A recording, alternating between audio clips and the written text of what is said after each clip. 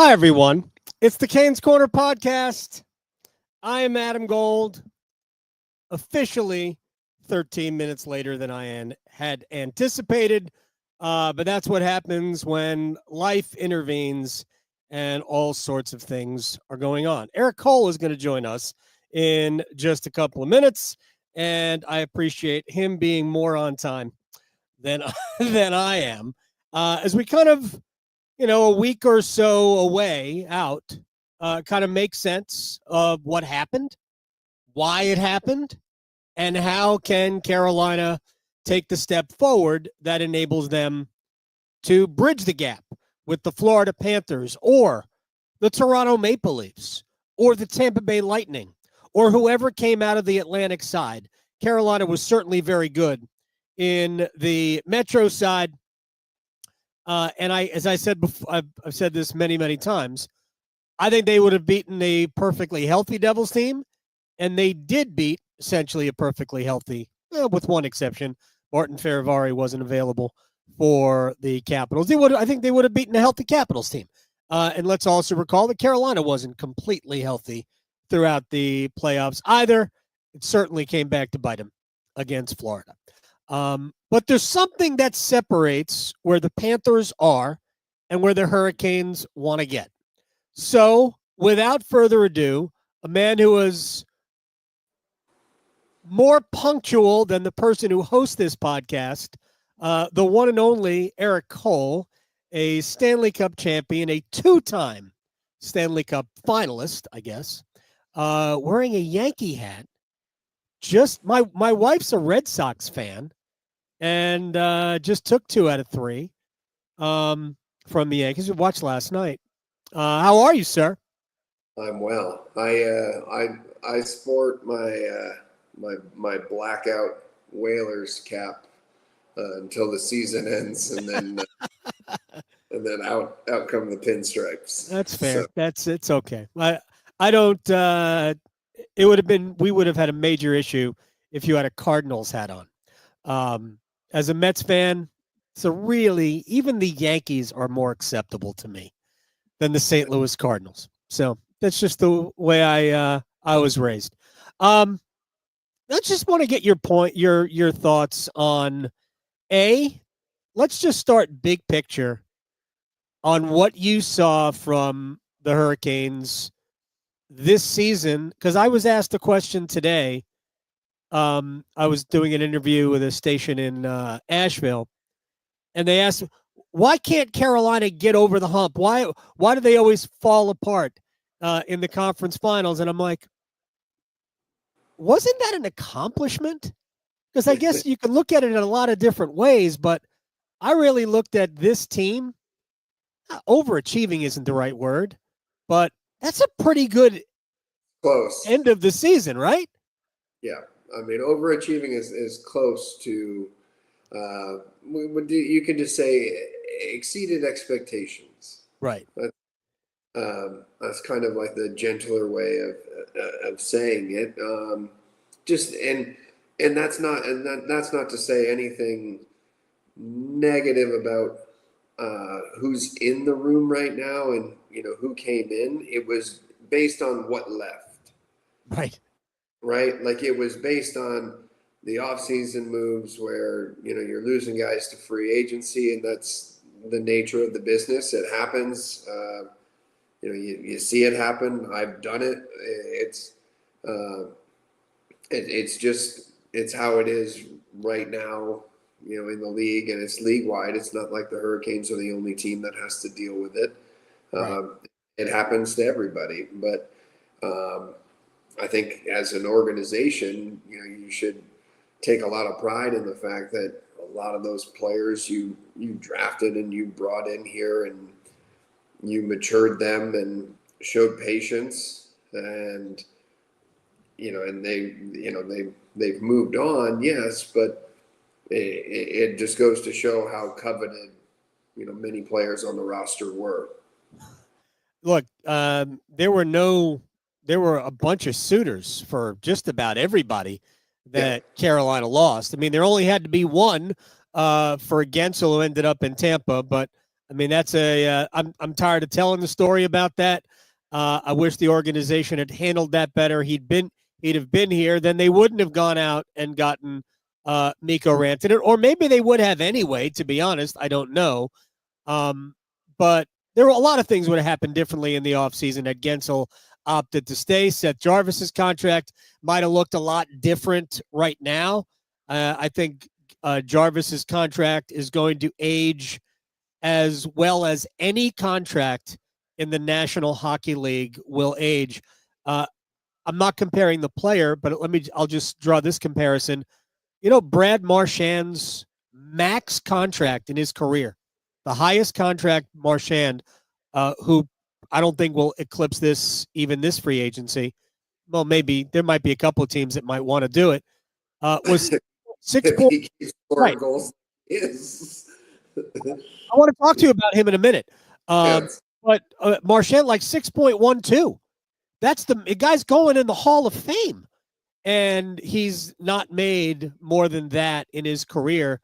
Again, I want to talk about Marchand in a little bit. Pesci, Skjei, Nathan, kind of Teravainen, all gone. That was the culture in Boston, where all those guys, you know, especially that younger group, you know, they won early in their career, and they were all like, well, this is the only way we're all going to be able to stay together, is if we all just take a little less. Like, right. I mean, we could get this, but why don't we, you know, leave room for everyone to be able to stay here and play here together. You know, for me, that's, you know, if you get that group of players that, you know, because they had a lot of older players with big contracts on the books and everything, and those contracts are going to have to move on when, you know, guys started getting re-signed. Like Tyler Seguin was he was kind of a casualty of that whole thing. But I mean, if you were to ask him, I bet he probably would have loved to stay there longer. Like he and Marshy are like the best of friends. So it's such a juggling act these days for the GMs. There's a lot of forward thinking that has to take place in terms of, you know, like contract extensions, how long, you know, what contract's going out the door, who's coming in, who's headed for free agency, restricted free agency, all that stuff. It's a lot of math. We'll just call it that. Yeah, I'm no good at math. Eric Tulsky is good at math, and why don't we just kick it forward to that?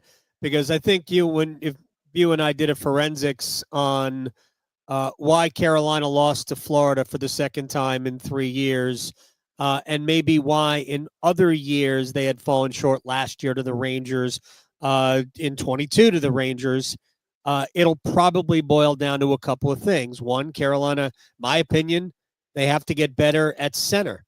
Aho and Staal, really good.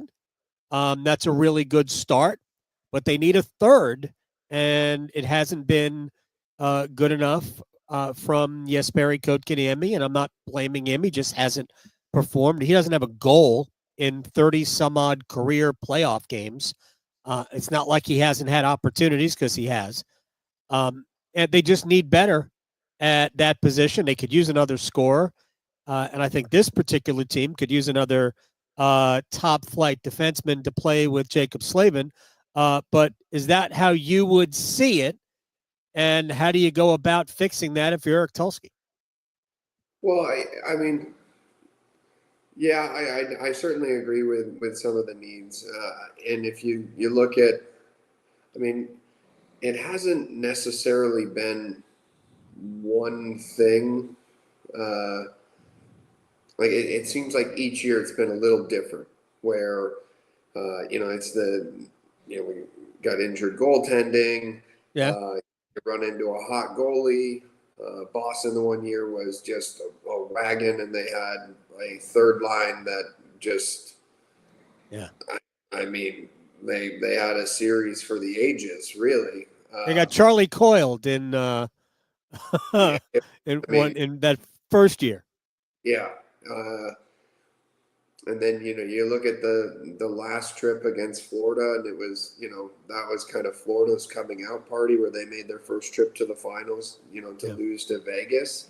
But they got there and saw, okay, like, so this is what it takes. This is what it takes to be there. And, now they're on their third straight trip to the finals and doing very well in this game, I might add. But Yep. um, I remember being told how that loss to Detroit was going to be a good lesson, a good learning tool, not just for myself, but for our group, for our organization, and for the core was pretty much, there. I would say, like, kind of post lockout with, because obviously, we lost, Ronnie during the lockout. There was, it was a tough year to have to go through that, but Right. there were a lot of guys that were on that team in '02 that were able to, bring that experience, and they'd had prior experiences that they could bring that to the '06 Cup run. Well, yeah. I mean, you had that captain, Brindamore fella. You had Brett Hedican, Kevin Adams, Glenn Wesley was back, Aaron Ward. I mean, basically the core of the blue line was still there, right? Nick Volley. I mean, it was the core of that team. And then you add Eric Staal in his Superstar. second full season, right? That's what we did. We added Pretty. superstars. We didn't know they were necessarily going to be superstars, but right. You added 100 points to the lineup, which is good. You had Justin Williams, you had Eric Staal, you had Cam Ward. I mean, you can go on. Ray Whitney, Matt Cullen, and then what happened at the deadline? Actually, well before Corey Stillman, who had won the cup, a championship in Tampa. So, and then and then you're looking around at the trade deadline, and all that, and oh, by the way, Doug Waite and Mark Recchi are dying to come to Carolina to play. Okay. Yeah. That's pretty good. Jim Rutherford did a good job with that team. All right, so now how does Carolina get to where Florida is? And let me ask you real quick about Florida, because you talked about the culture. Erik Cole, as you can tell, it says it right there, his name. They're right and everything. Very good. You talked about the culture in Boston of staying together, and Florida has that, right? Sam Reinhart has scored 1 billion goals, could have gotten 10 million, maybe more elsewhere.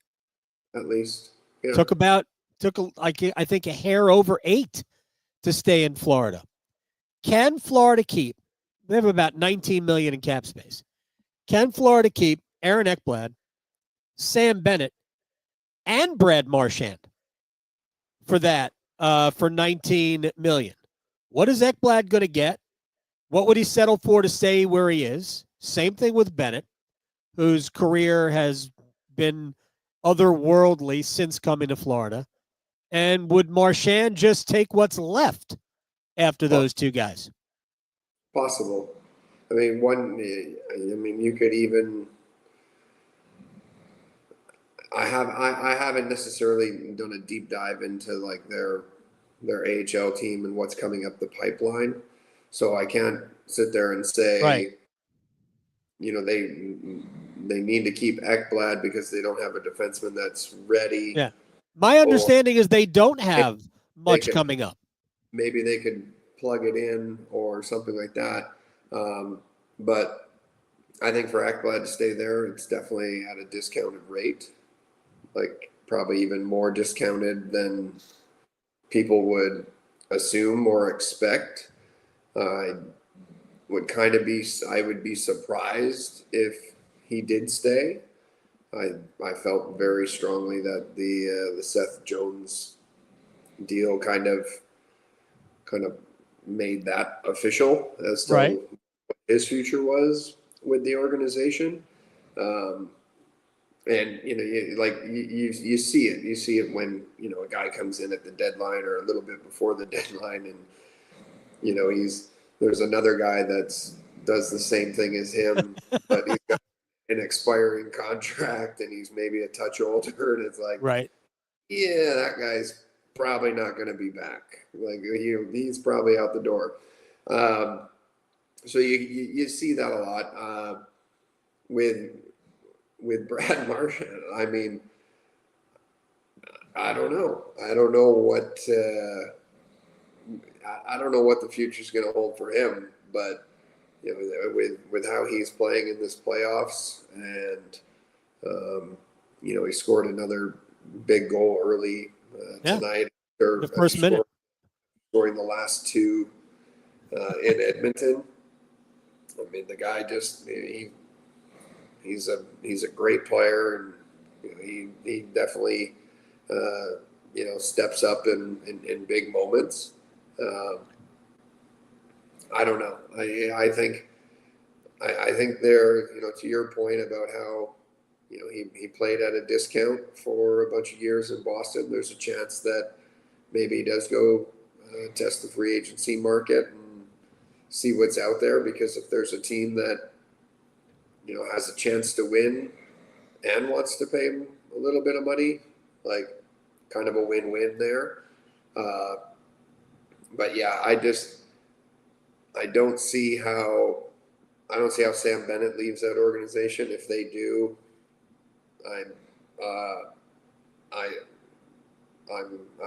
going to be losing a little bit of faith in what GMs think they need, right? To be able to win championships, because he's definitely. I mean, he scored his 14th tonight. I think he's rock solid, and he's in the middle of the ice for you. He's a younger Jordan Staal. Like he's Jordo back when the Penguins probably won their one of their first championships with that group, and he's a beast to play against, and scores big goals. And he not only scores big goals, but he can be out there and shut down the other team's top players. Like it's a huge combination to have. Yeah, it's funny. In the regular season, he's not a big point producer. No. But in the postseason, he's almost a point a game, which is like he's 40% more effective offensively in the postseason, because the game is built for the way he wants to play it in the postseason. Let me ask you specifically about some areas. I talked about needing a center, needing this. Let me ask you about some I know the Hurricanes are thinking about bringing Brent Burns back. At least that's what the rumor mill says. I know that they have considered also. I don't think they'll bring them both back, but maybe even Dmitry Orlov. If you were Eric Tulsky, and I think both guys can still play, just depends on in what role and for how much. Would you consider bringing Burns back? Absolutely, yes. I think he's I mean, he's obviously one of the great veterans in the league right now. I think he's a Hall of Famer, and I think that his how he came into the league, and I mean, Minnesota had him playing forward when he first came into the league and everything. So I mean, you look at his journey, and just what a great human he is, and just a great person, great teammate. He's probably one of the fittest guys on the team. I know he's one of the there's a handful of them that are allowed to actually go sleeveless, and some other guys that aren't supposed to be able to go sleeveless in the dressing room. But why? I would want him to to stay around to like help mentor in, some younger players. Right. And I think that I don't want to say it's a no-brainer. It obviously comes at a certain number, but it's not the worst idea in the world to have a guy that's played for, 1,500 games going on 1,600 or whatever. Like, yeah, why wouldn't you want that guy around? All right. So does he stay where he is right now playing with Jacob Slavin? Or considering Carolina's got about $29 million in cap space, do they try to find somebody who is more suited? This is the way I feel. Find somebody who is more suited to play with Slavin on a top pair. Look, I'd be all about, trying to trade for that Brett Pesce guy with the Devils, but I don't think New Jersey's giving him up.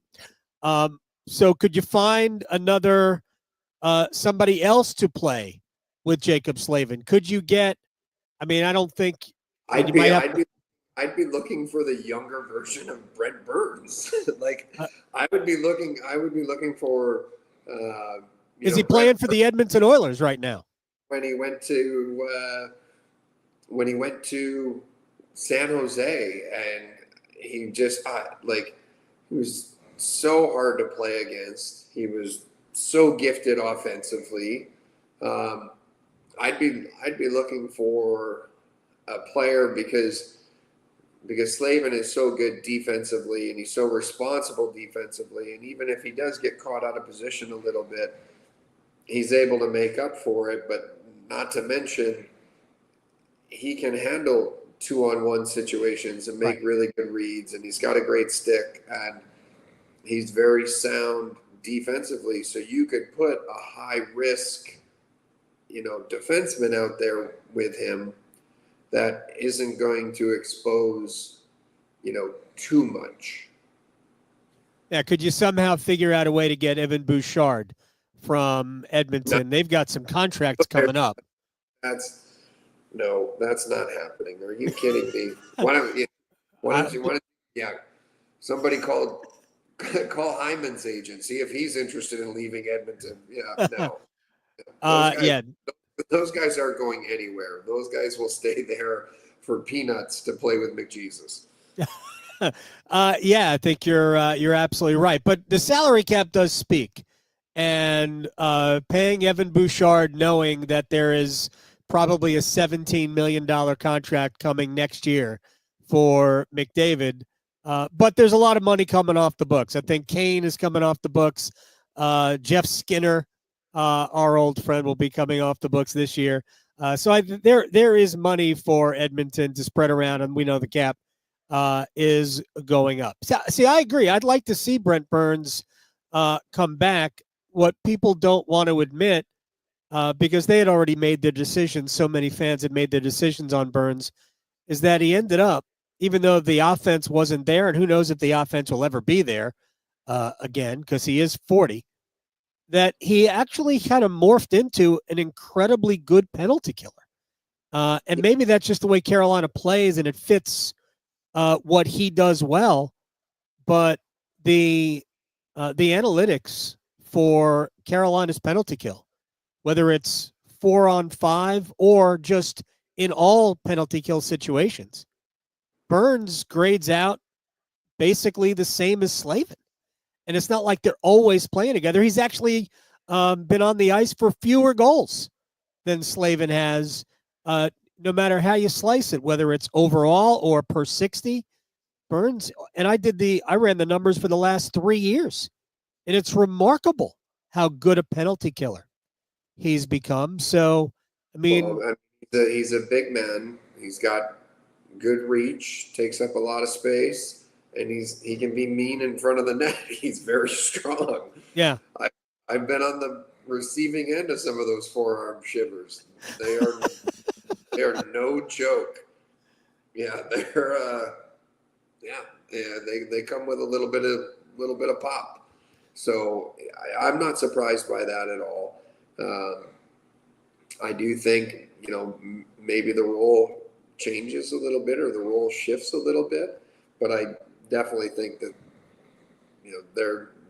there should be there should be an opportunity somewhere within the of the 6 defenseman spots on the Hurricanes roster that it's in there. But it's, what does he want to do? What does his family want to do?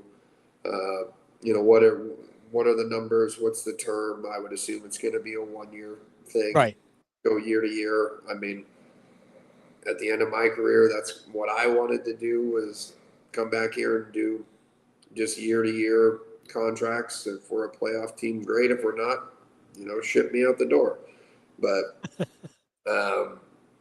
I think there's a way to make something work if everybody wants it.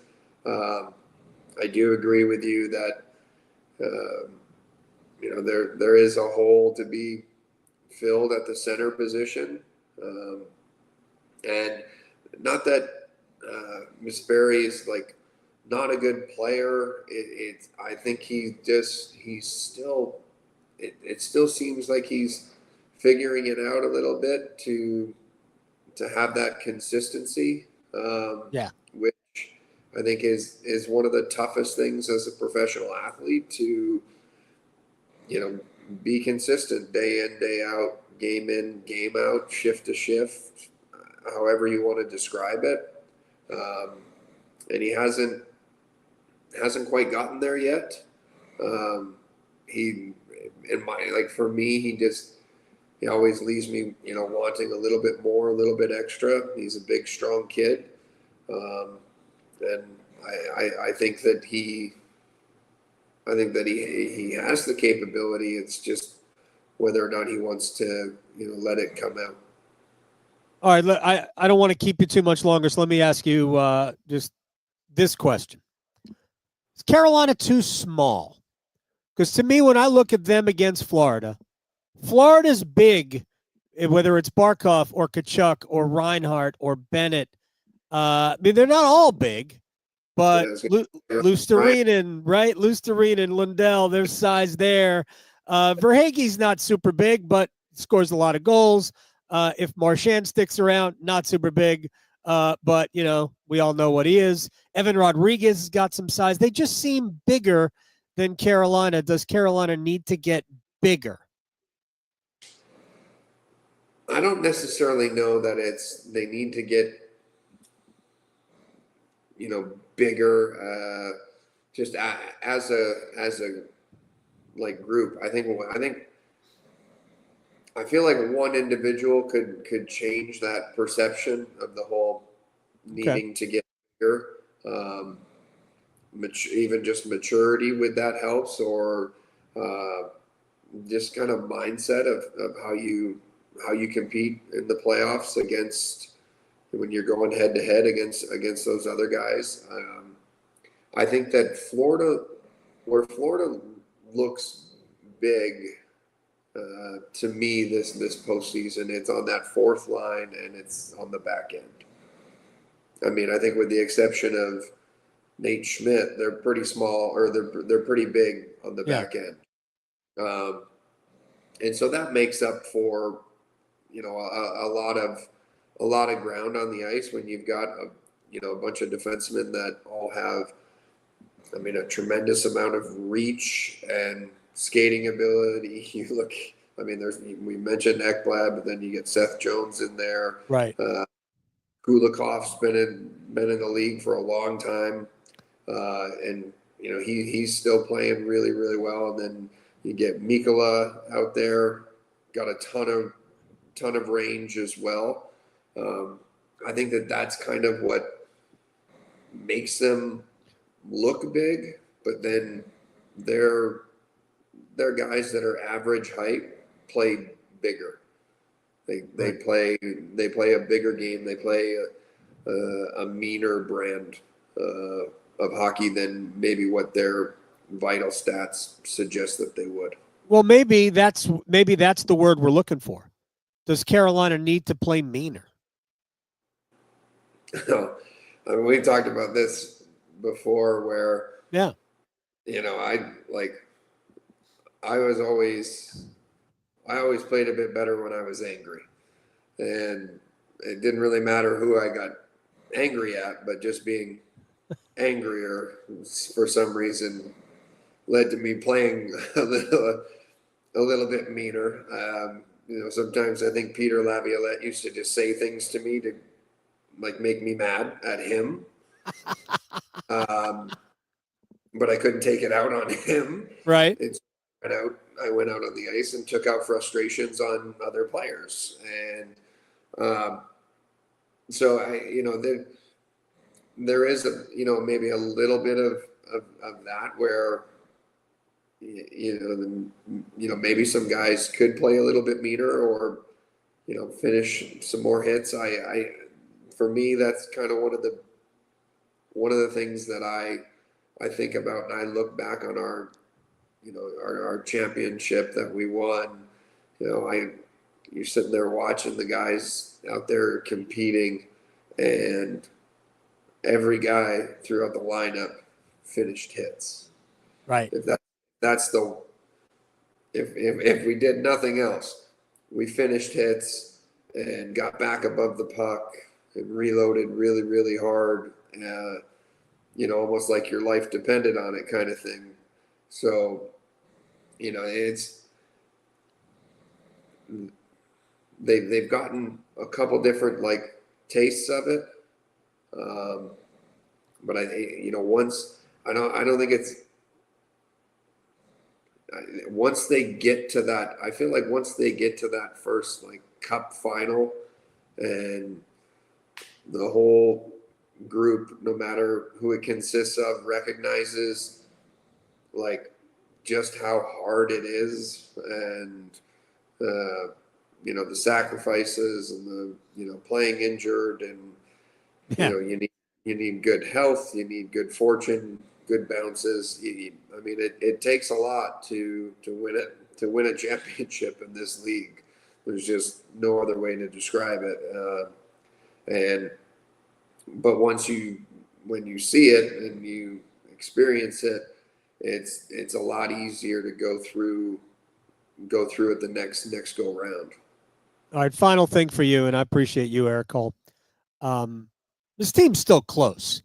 So is it just a tweak? Is it just one key addition? Doesn't even have to be major.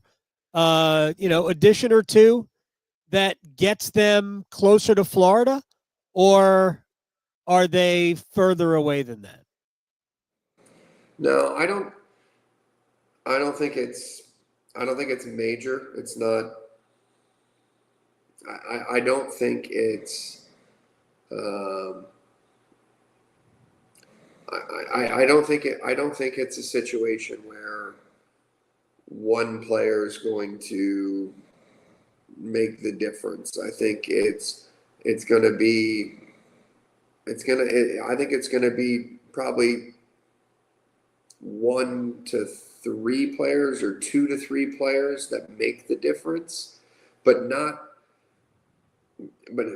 they don't have to be these superstars, right? It's right. Not necessarily this like our team has superstars. There are superstars on the Hurricanes roster, so it's not superstars in my opinion that they're lacking. I think when you kind of look like league wide, I see superstars in comparison to other teams. I think that the other team's guys get a lot more credit than our guys do. Right. Which is, it is what it is, but I think there is a lot of star power here, and I think it's just a little bit more of the piss and vinegar in the lineup. All right, let me put it this way, and then we'll wrap it up. I've been saying this the last few off seasons. The biggest improvement that Carolina will make will come from within. So a couple of years ago, I said this about Martin Necas, that his improvement will make Carolina better. And at the beginning of the season, clearly he was touched. He flew too close to the sun, and we haven't seen a player in I mean, not even Erik Staal was as hot as Marty Necas was for about a month. My joke was, if Marty passes you the puck, I don't care where you are, just shoot it because it's going to go in because Marty's going to get another assist. But the biggest improvement will come from within, whether it's Andrei Svechnikov being a more consistent game in, game out player and not just having these flashes that we had for 2 series in terms of his production in the playoffs here, because it was a sleepy regular season. Seth Jarvis will take another step. Jackson Blake theoretically will take another step to get better. That a lot of the improvement will come from within, but they still need that element of, I think we agree, another guy in the middle. Doesn't have to be a star. I know somebody sent me, well, they should sign John Tavares, trade for Jason Robertson. I'm like, does John Tavares at age 30, whatever, does he want to play? He doesn't want to play this way, does he? Well, no, he doesn't. And I'm certain that the analytics that right. No, I looked don't at even want to entertain it. would suggest otherwise. My larger point is that yes, you're going to have to bring in some new blood into this mix and just change a little bit in the personnel, even at the margins. And you can certainly do something bigger. They're going to have to spend money just to get to the salary cap floor. But that their most improved areas will all come from within. And who knows, maybe that's Pyotr Kochetkov not allowing bad goals. I was actually a little surprised to hear that specifically said at the exit meetings by the head coach, because that really is the difference between Kochetkov being maybe a top half of the league goaltender and not. Just stop allowing the bad ones, which he allowed way too much. He's so close. It's these little lapses in concentration is where it's at. I mean, he's certainly got all the athleticism and compete level to be a regular NHL goalie. With that being said, I thought it was great to see Freddie come back and be, calm and as cool as ever. Like I enjoy that. I enjoy having somebody back there that's kind of, quiet like that and just kind of goes about it, kind of ho-hums it more times than not. But I mean, I would like to see somebody come in that has some championship pedigree, that can play with some grit, but also back it up on the score sheet a little bit. Doesn't have to be out of this world, but somebody that that's been there, that's got the I want to say the confidence to stand up in a room and after a first period or a second period and say hey, it's not good enough, right? We need more, we need more from everybody. That's not good enough. That's not going to get it done. I think they're another guy that can come in and isn't going to be afraid to call guys out and say, hey, let's go. Come on. We need you. We need you going. I think that'll go a long way. And you're done, right? You're not coming out of retirement. No, certainly not. No. Well, I thank you very much for your time, man. I kept you way longer than we had agreed, and you were the one who was here first. So I appreciate all that you do on behalf of the Hurricanes, and thanks for your your friendship, whatever. Well, Anytime. that was awkward. You you shoot me a text and let me know if you need me. I got you. I will. Thanks, man. I appreciate your time. Yep, That is cheers. Eric. You got it, man. That is Erik Cole, Yankee hat, and all here on the Canes Corner podcast. And all right, so here's what. Let me just wrap up here. We'll let Erik go. Yes, the Hurricanes have a lot of money to spend. Yes, they're going to go out and likely improve the roster. And I've said this from the beginning. I think it is way more likely that they improve through trade than they improve through free agency. Even though you have oodles of money to spend, doesn't mean you just overspend on players. And let me just use Sam Bennett as an example here. If Sam Bennett does walk to free agency, like the tendency would be, oh man, whatever he wants, that's exactly the player Carolina needs. And I agree. A Sam Bennett type is exactly what Carolina needs. I argued, remember the year where the Hurricanes took on Patrick Marleau's contract from Toronto to buy him out, which I believe that first round pick became Seth Jarvis. And basically just ate the $6 million that the Maple Leafs owed him. My argument was you could have also gotten a player. And I wondered why Carolina didn't push for Nazem Kadri. And again, good player, by the way, Kadri. Not what he was with Colorado a few years ago, but a good player. So a player who plays the middle, plays with an edge, been there, done that. And again, I'm not suggesting that it has to be that, but somebody like that, like a Sam Bennett. Now, Bennett in free agency to a team that values what Bennett has and doesn't hate the fact that he's basically a 45 to 50 point guy during the regular season. But we know what he is in the playoffs. Somebody's going to pay him $9, maybe $10 million. In an era where the salary cap keeps going up. And the Hurricanes aren't going to do that because they're not going to overpay by several $1 million a player like Bennett just because they need the element. So what is way more likely is that Carolina will operate via the trade market and that they will try to improve the roster, and I think they will, through trades, whether it's trading for a right shot defenseman to play with Jacob Slavin. And look, Carolina's going to have some decisions to make. We know that Alexander Nikishin is going to play the left side.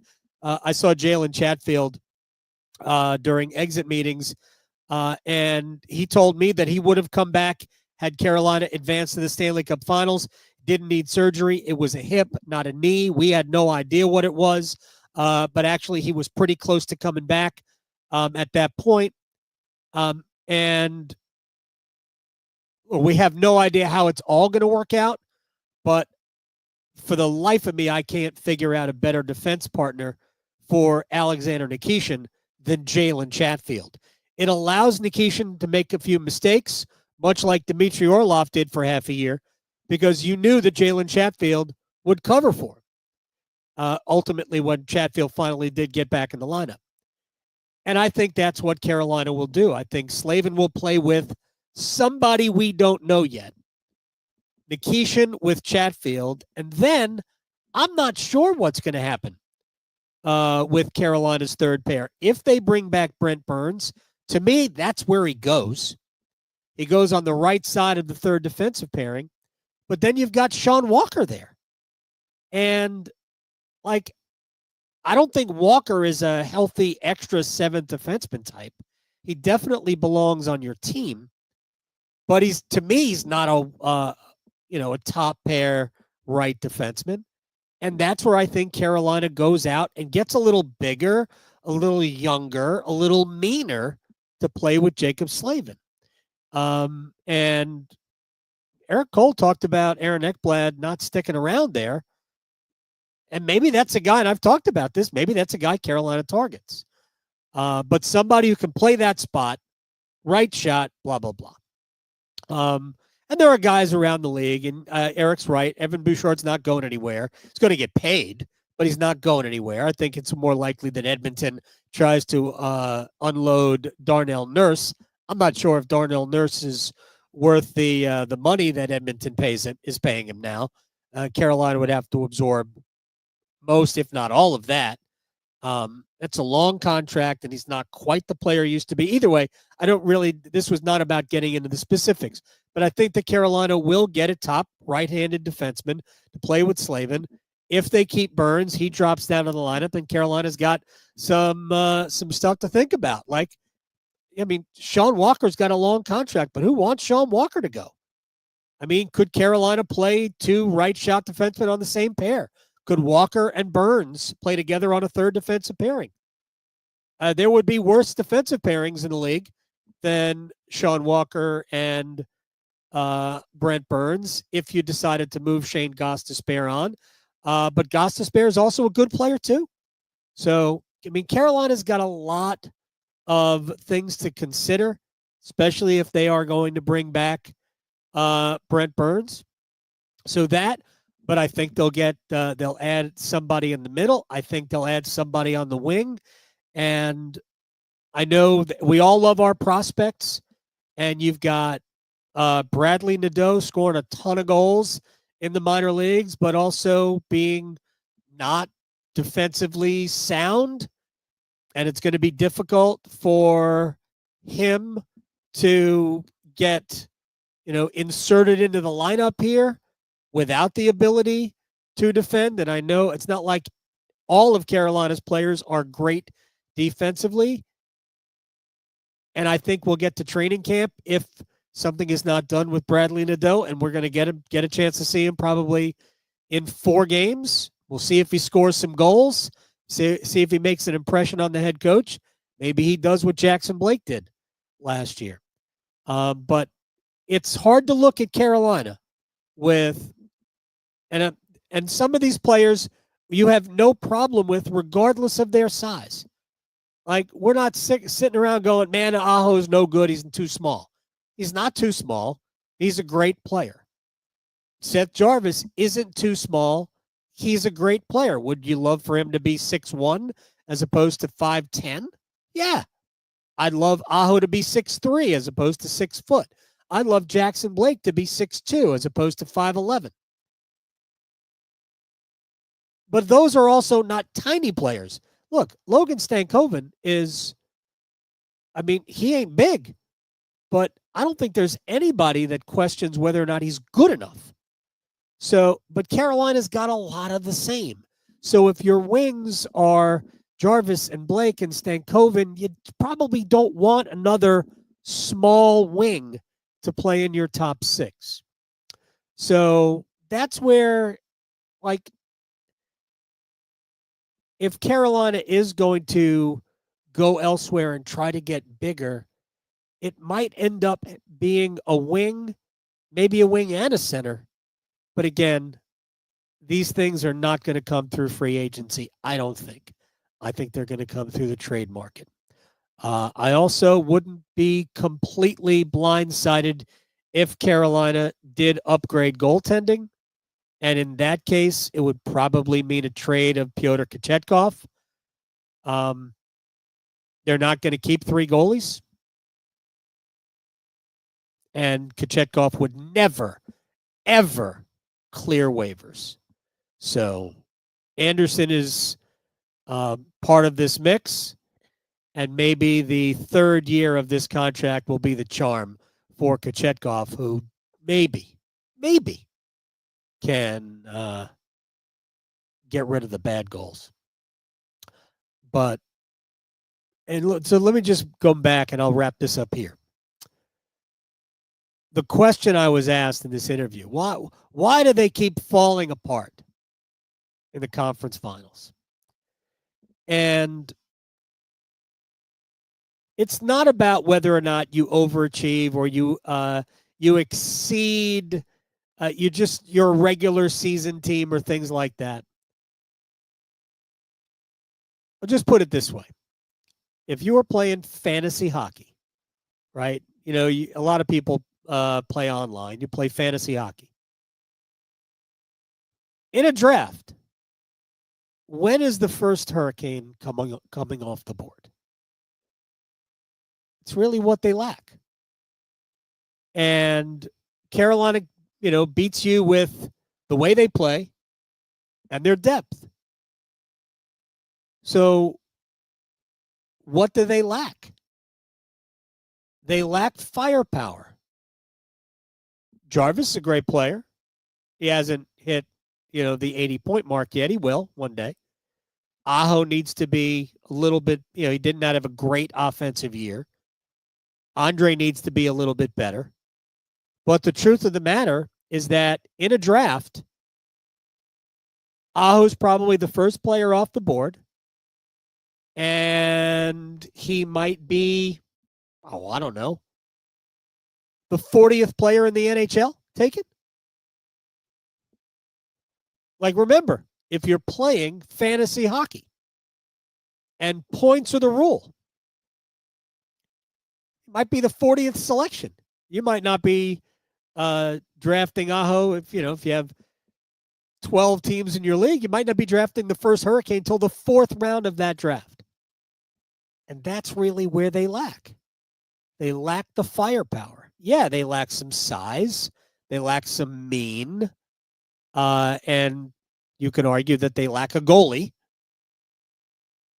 But they really lack firepower. So I think Carolina getting to the conference finals, regardless of how it happened, how it looked, this is a great year. A great year. And, we'll see how next season looks, but they're going to be among the favorites to get right back to where they got again this year. Again, they're going to be, if you told me right now that Carolina was going to have a chance to get to the conference finals and get to the Stanley Cup, I go, yeah, I absolutely believe it. Even without changes, I think Carolina is good enough to do that. But you want to take the next step.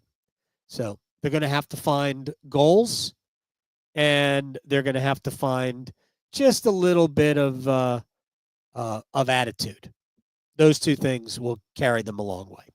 All right, we'll do this again very soon, I promise, and I will be on time next time, unlike this time. This has been the Canes Corner podcast. We're brought to you by the Aluminum Company of North Carolina. I didn't say that at the front. Shame on me. I apologize to you, Sammy Hanna. Aluminumcompany.com. It says it right there on the banner, Aluminum Company of North Carolina. If it is for the exterior of your home, you can find it right there at the Aluminum Company of North Carolina on Hamlin Road in Durham. I'm Adam Gold. We'll do this again very soon. We got the draft coming up. We've got free agency that starts in less than a month. And the rumor mill will crank up fast. Until, I'll see you. Good night.